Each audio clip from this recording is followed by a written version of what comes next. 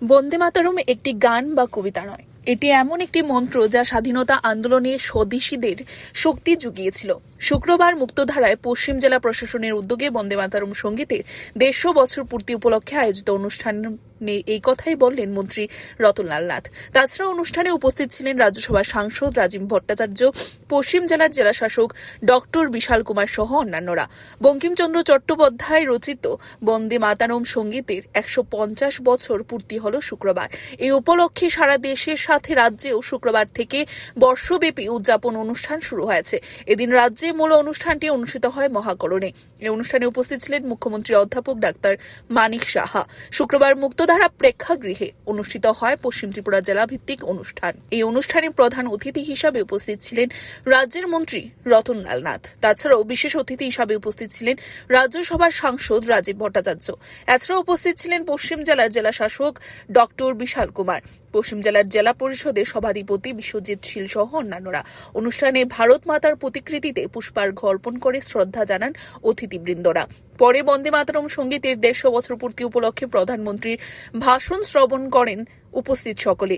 এই অনুষ্ঠান প্রসঙ্গে মন্ত্রী রতনলাল নাথ জানান যে বঙ্কিমচন্দ্র চট্টোপাধ্যায় রচিত বন্দে মাতরম সঙ্গীতের 150 বছর পূর্ণ হয়েছে।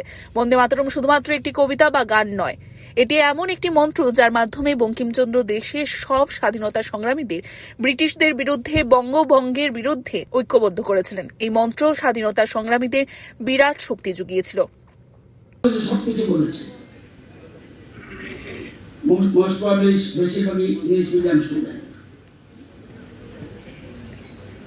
Bankim-Chandra Chattopadhyay wrote the song Bande Mataram in 1975.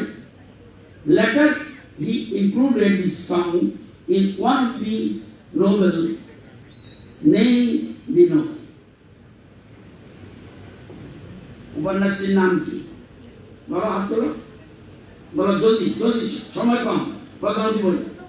এবং রাজেন্দ্র প্রসাদ আমাদের তৎকালীন রাষ্ট্রপতি, উনি বলেছেন যে জনগণ মন অধিনায়ক যেগুলো থাকবে ঠিক বন্দে মাতরম।